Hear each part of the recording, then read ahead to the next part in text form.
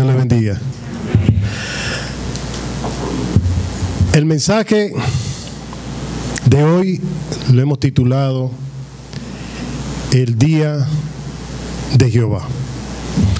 Seguimos en el libro de Malaquías y hoy concluimos con el libro de Malaquías. En lo relativo a los mensajes, en la escuela bíblica aún tenemos una evaluación de los hermanos. Vamos a hacer un cuestionario para ver si en verdad aprendimos. El libro de Malaquías nos enseñó mucho. Nosotros pudimos disfrutar en la escuela bíblica y en cada uno de los mensajes. Vamos a buscar en Malaquías, capítulo 4, versículo del 1 al 6. Y vamos a ponernos de pie para reverenciar la palabra de Dios. Quiero que lo lean conmigo todos. Dice así: porque he aquí, viene el día ardiente como un horno, y todos los soberbios y todos los que hacen maldad serán estopa. Aquel día que vendrá los abrazará, ha dicho Jehová de los ejércitos, y no les dejará ni raíz ni rama. Mas a vosotros, los que teméis mi nombre, nacerá el sol de justicia, y en sus alas traerá salvación, y saldréis y saltaréis como becerros de la manada. Hollaréis a los malos, los cuales serán ceniza bajo las plantas de vuestros pies. En el día en que yo actúe, ha dicho Jehová de los ejércitos, acordaos de la ley de Moisés, mi siervo, al cual encargué en Horeb ordenanzas y leyes para todo Israel. He aquí, yo os envío el profeta Elías antes que venga el día de Jehová, grande y terrible. Él hará volver el corazón de los padres hacia los hijos y el corazón de los hijos hacia los padres, no sea que yo venga y hiera la tierra con maldición. Bendito Padre Celestial, gracias Señor. Gracias Padre por tu presencia en este lugar, en nuestras vidas, Señor. Bendice cada alma aquí presente y cada alma que nos escuche a través del medio, Padre, que tú has dispuesto para llegar a cada hogar, a cada persona, Señor. Gracias Padre. Te escuchamos, Señor. Habla nuestras vidas en el santo y bendito nombre de Cristo Jesús. Amén. Pueden sentarse, hermano. La serie El Desafío a una vida espiritual exitosa. Vemos cómo en Malaquías hay varios principios que el Señor nos ha enseñado para lograr tener éxito en la vida. Y inició con el primer versículo de Malaquías, capítulo 1, que dice: profecía de la palabra de Jehová contra Israel por medio de Malaquías. Es una profecía que el Señor comunica a su pueblo Israel a través de su mensajero Malaquías. Así que este mensaje es directamente para el pueblo de Dios. El primer mensaje nosotros lo titulamos ¿En qué nos amaste? Una pregunta retórica, sarcástica del pueblo de Israel cuando le dice al Señor: ¿en qué nos amaste, Señor? Y el Señor le dice: yo los amé y los amo porque lo escogí como un pueblo separado para que ustedes me representen ante el mundo, ante los demás. ¿Qué mayor privilegio que ser escogido? El segundo mensaje lo titulamos ¿qué le estamos dando a Dios? Y estaba fundamentada en capítulo 1 de Malaquías, versículo 6. Y es que el Señor no acepta cualquier cosa. Muchas veces nosotros hacemos como el pueblo de Israel. Le queremos dar cualquier cosa al Señor. Pero el Señor pide las primicias para Él. Y el pueblo de Israel no le estaba dando esas primicias. Así que ese mensaje nosotros aprendimos a desafiar, a buscar que cada uno de nosotros demos lo mejor a Dios. El tercer mensaje lo titulamos Mi Identidad. Y en el mismo estudiamos lo que es el perfil de un sacerdote o de un profeta, en este caso, de un profeta, el caso de Malaquías. Y aprendimos mucho a través de este mensaje, de que nosotros como creyentes, debemos saber quiénes somos y así podemos identificar cuál es nuestra misión y hacia dónde vamos. Hay mucha gente que vive en la vida y no sabe de a dónde viene, ni qué es, ni para dónde va. Ese mensaje habló mucho a nuestras vidas. El cuarto mensaje lo titulamos Un mensaje para mensajeros. Y estaba directamente dirigido a los sacerdotes que aceptaban y entregaban el sacrificio al Señor. Cualquier cosa, los animales, cojos, ciegos, tuertos, todo tipo de ofrendas se la daban al Señor. Y el Señor le había establecido al pueblo de Israel que tenía que darle las primicias, lo mejor para él. El quinto mensaje fue la tragedia del yugo desigual, y se trata sobre las relaciones de judíos con no judíos, y que también el pueblo de Israel lamentablemente pues no cumplió con esa ley. El domingo luego, el sexto mensaje lo titulamos ¿Dónde está el Dios de justicia? Y el pueblo de Israel hacía un reclamo a Dios. Decía, ¿por qué nosotros estamos aquí viviendo mal y vemos cómo los demás viven bien?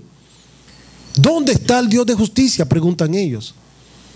Entonces, en Malaquías, capítulo 2, 17, en ese mensaje nosotros aprendimos bastante acerca de lo que Dios nos da y lo agradecido que tenemos que ser nosotros, porque Dios nos da mucho más de lo que nosotros merecemos siempre.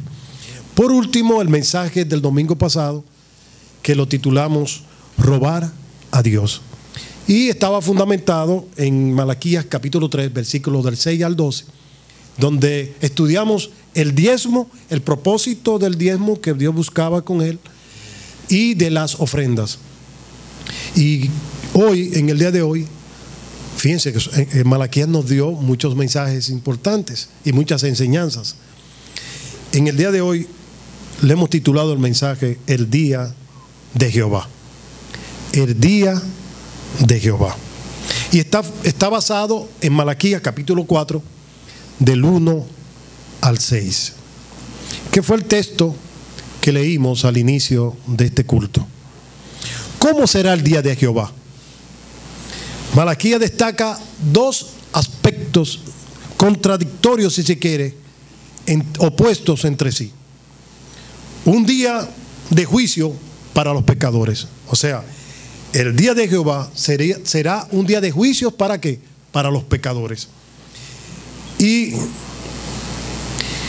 Malaquías lo describe como un horno ardiente o un ardiente horno. Es un cuadro que en la Biblia recoge en varios textos. Por ejemplo, en Mateo capítulo 3, versículo 12, dice lo siguiente, dice, su aventador está en su mano y limpiará su era y recogerá su trigo en el granero y quemará la paja en el fuego que nunca se apagará. Estaba hablando Juan el Bautista de este. Y muchas personas dicen, ¿y qué es un aventador? Y un aventador era una especie de una pala con dentana que lo utilizaban para separar el trigo de la paja. Entonces ellos comenzaban esa siembra allá en Israel y en Egipto y comenzaban a zarandearla, y ahí salían la paja, la separaban y la colocaban a un lado, y la siembra verdadera la colocaban en otro lado para quemar la paja. Así que este describe lo que es un aventador, para que nosotros tengamos conocimiento de que dice que en su mano, en la mano de Dios está este instrumento, y Él es que va a separar a aquellos que le han recibido, va a separar y va a quemar a los demás. Pero Jesús también mencionó qué va a acontecer con aquellas personas que no aceptan a Jesucristo como Salvador y Señor. Y en Mateo capítulo 13, versículo 41 al 43 dice: enviará el Hijo del Hombre a sus ángeles, y recogerán de su reino a todos los que sirven de tropiezo y a los que hacen iniquidad. Y los echarán en el horno de fuego. Allí será el lloro y el crujir de dientes. Entonces los justos resplandecerán como el sol en el reino de su Padre. El que tiene oídos para oír, oiga. Ahí explica qué va a pasar, qué va a acontecer con aquellos que son de tropiezo, los que no sirven al Señor, los que no aceptan el plan de salvación de Dios a través de Jesucristo. ¿Por qué en el capítulo 4 se refiere a esto?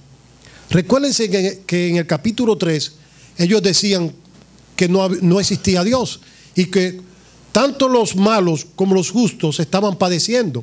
Y a veces los que no seguían o no servían a Dios vivían bien.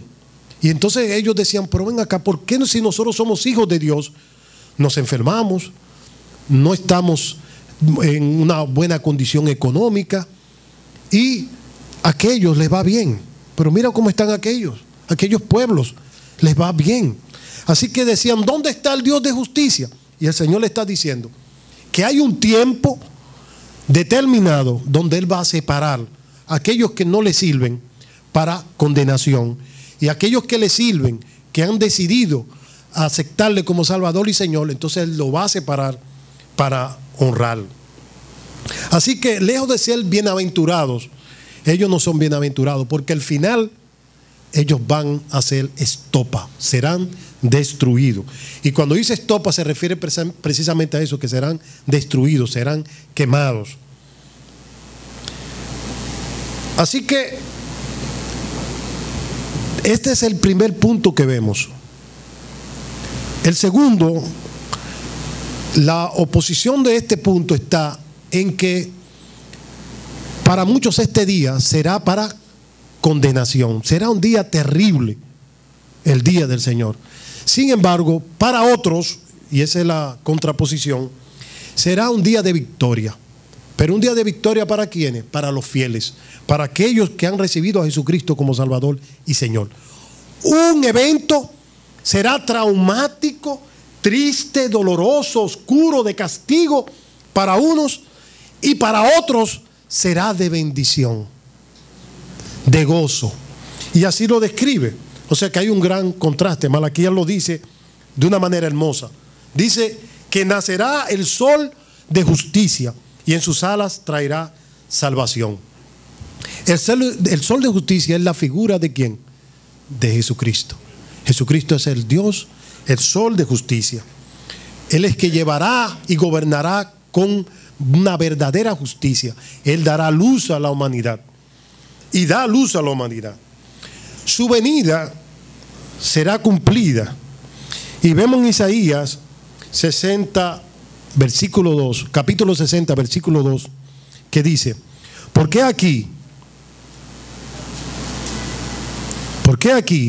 que de tinieblas cubrirán la tierra y oscuridad las naciones? Mas sobre ti amanecerá Jehová y sobre ti será vista su gloria. El resultado para los fieles será de gran gozo. Esta mañana decíamos cómo sería ese gozo, cómo lo describe Malaquías ese gozo. Y Malaquías lo describía como, lo describe en el capítulo 4, versículo 2, como que saldréis y saltaréis como becerros de la manada. Y hacía la pregunta a los hermanos esta mañana, ¿cómo saltarían? De alegría.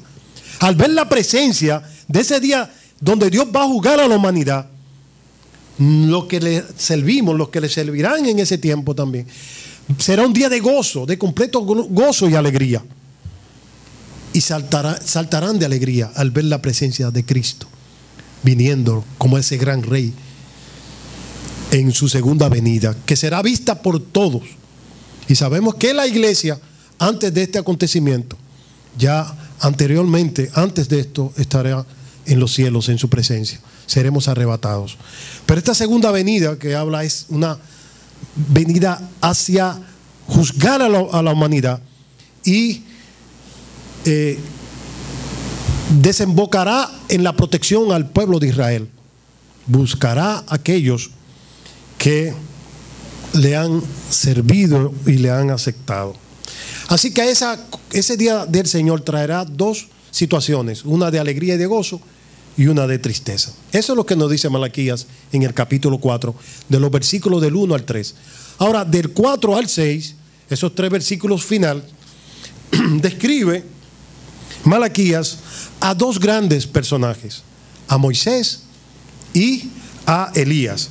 Y Moisés, en el capítulo 4, sabemos que Dios le dio la ley a Moisés para que instruyera a su pueblo, para que organizara a su pueblo, y dice que en este texto que debía el pueblo devolver a Moisés, o sea, devolver a estudiar las leyes, a volver a estudiar todas aquellas cosas y enseñanzas que Dios dio al pueblo de Israel a través de Moisés. Cuando lo dice devolver, no solamente de estudiarla, sino de ponerla por obra, hacerla por práctica.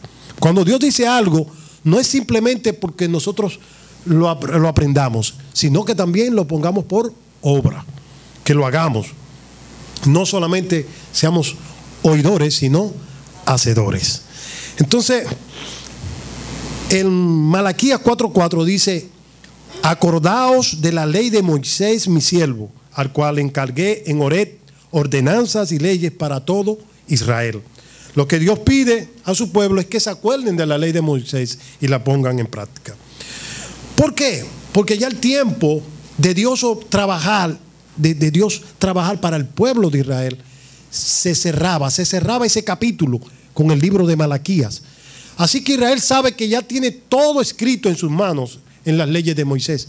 Israel no necesita para ellos, y así lo han entendido, ninguna otra enseñanza que pueda llevarlo a la salvación. Lamentablemente, la enseñanza que seguía era la apreciada, la que ellos esperaban, que era la llegada del rey, del Mesías. Y ellos lo desecharon.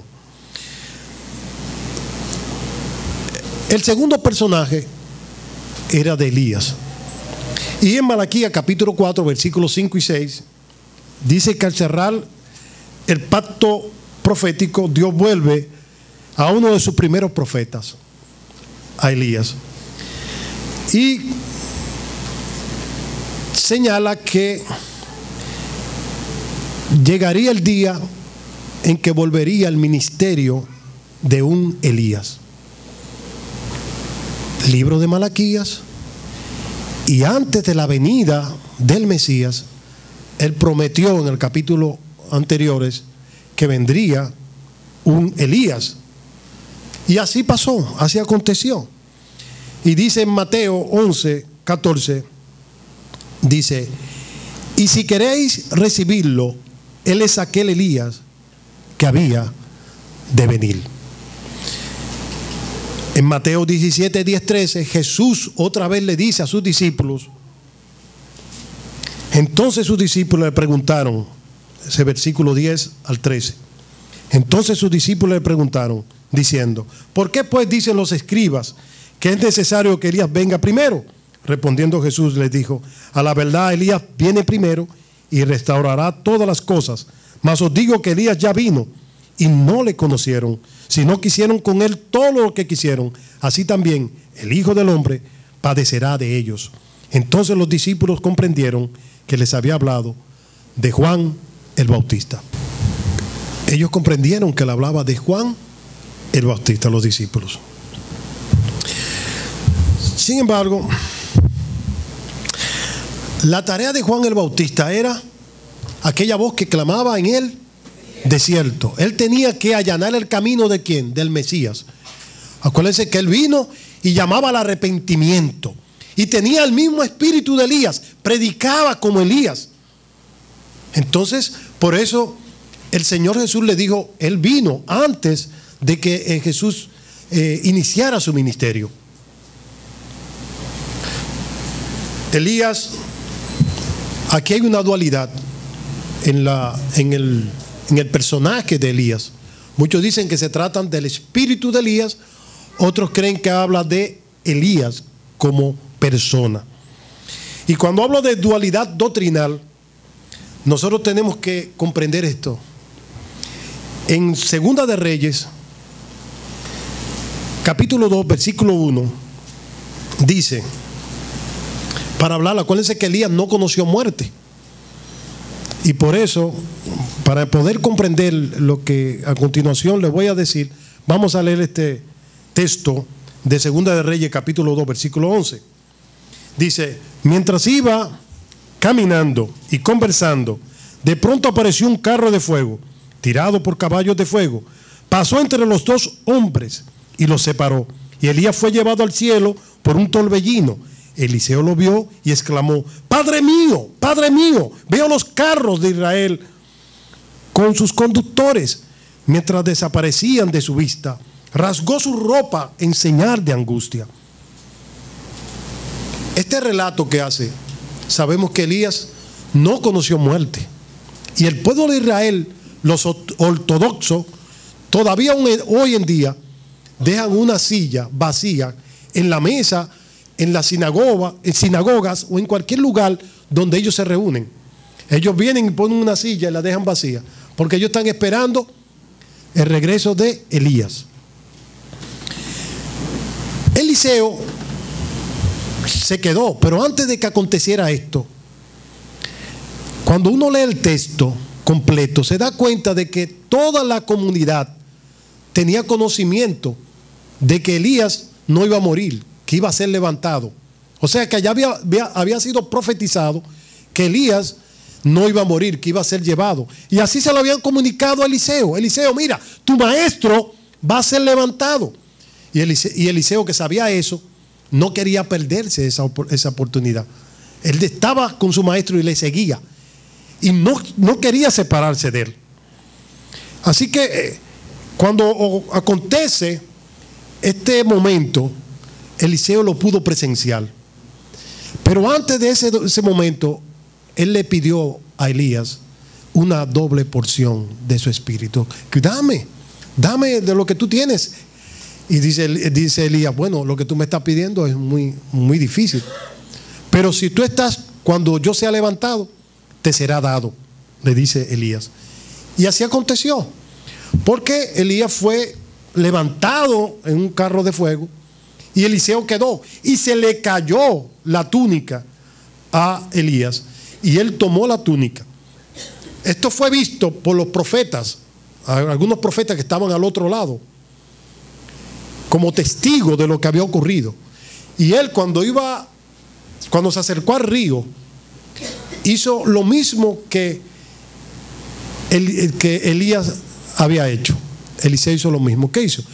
Sacudió el manto que se le cayó a Elías y el agua se abrió en dos y él pasó en seco. Anteriormente lo había hecho Elías. Así que él dijo, el Dios de Elías, y sacudió el saco y hizo lo mismo.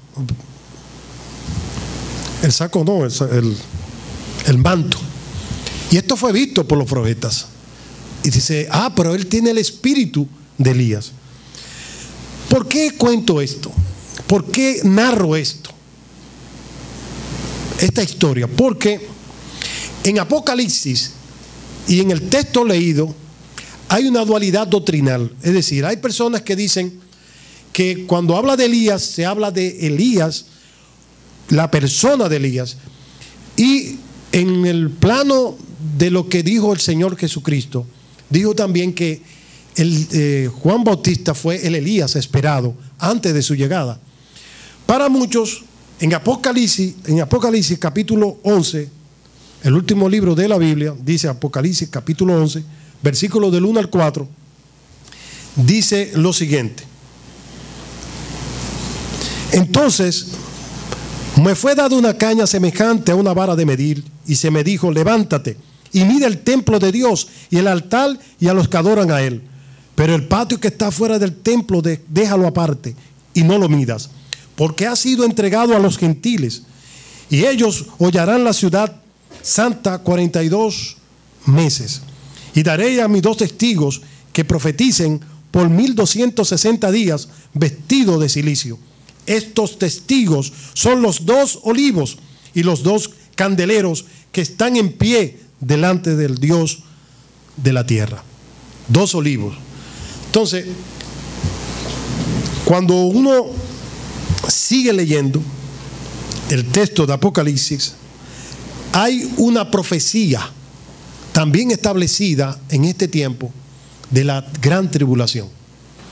Está establecido que Elías, para otros también Moisés, son 2 olivos que menciona, pero Elías, que no conoció muerte, estará en la gran tribulación, se presentará en las plazas en el pueblo de Israel y predicará, llevará un mensaje de fuego en ese tiempo, un mensaje de pasión, y hará grandes prodigios. Los versículos que siguen dice: si alguno quiere dañarlos, sale fuego de la boca de ellos y devora a sus enemigos, y si alguien quiere hacerle daño, debe morir él de la misma manera. Estos 2 olivos tienen el poder de cerrar el cielo a fin de que no llueva los días de su profecía. Tienen el poder sobre las aguas para convertirla en sangre y para herir la tierra con toda plaga, cuantas veces quieran. Cuando hayan acabado su testimonio, la bestia que sube del abismo hará guerra contra ellos y los vencerá y les matará. Estos 2 olivos, Elías, en ese tiempo de la gran tribulación, predicará acerca de ese mensaje que Dios quiere para ese tiempo. El anticristo estará en su mejor momento, y allá en la plaza serán muertos los 2 olivos, los 2 representantes de Dios. Y tú sabes que ahora la población estará contenta, porque ¡qué bueno! Y eso me recuerda que hay personas que dijeron esta misma palabra cuando crucificaron a Jesús. ¡Qué bueno! Por fin, ese que tanto hablaba y no dije que era Dios, se burlaban. Si tú eres Dios, ¿por qué no bajas de esa cruz? Así también dice esa palabra Apocalipsis, que mucha gente se va a burlar y la televisión verá a esos 2 olivos. Y tú no eres que tenían poder. Y mira ahí cómo están muertos en la plaza. Y dice Apocalipsis más adelante que ellos no van a ser enterrados, quedarán ahí. ¿Para qué? Para que se pudran, para que no vengan a guardarlo, dirá el anticristo, para que no vengan a ellos a resucitar o a ser robados sus cuerpos. Así que lo dejarán en la plaza allí para ver si en verdad ellos serán levantados. Y dice Apocalipsis que Dios le dirá, lo llamará, venid. Y ahí en las plazas todo el mundo, en todos los lugares, que verá a través de cualquier pantalla o cualquier medio, como lo vemos hoy en día, verá cómo ellos recibirán el Espíritu de Dios y se levantarán en medio de todo el mundo.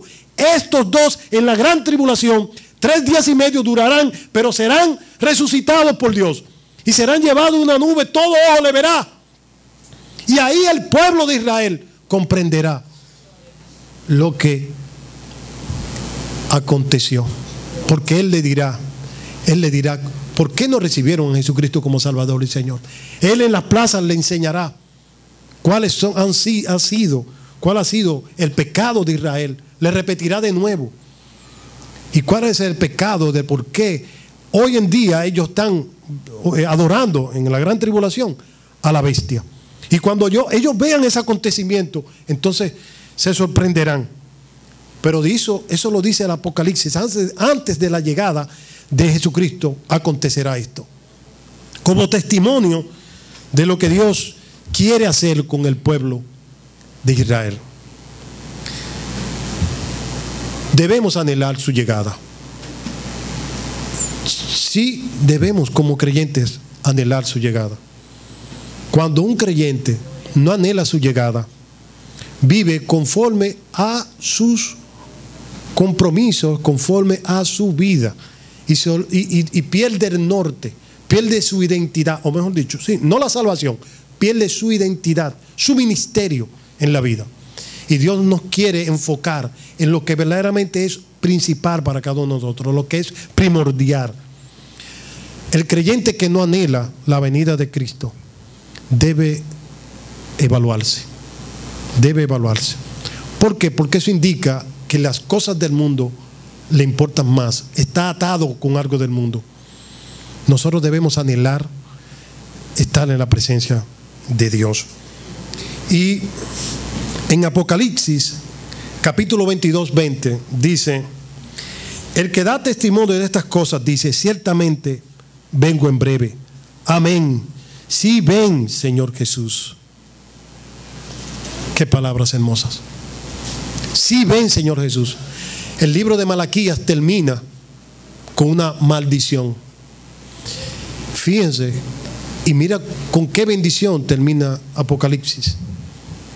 Ven, Señor Jesús. Qué mejor bendición para ti, que no tienes a Jesús, poder decir: ven, Señor Jesús, a mi vida. Hoy es un buen día para que tú puedas decir: ven, Señor Jesús. Y aquel hermano que aún no ha hecho un compromiso, no se ha consagrado a Dios, este es el momento de decir: Señor Jesús, perdóname, yo quiero servirte. Tenemos un gran privilegio, el poder decir que somos sus hijos y que Dios nos ha llamado, nos ha escogido a ser sus hijos, y nos ha demostrado su inmenso amor allá en la cruz del Calvario. Así que Dios le bendiga.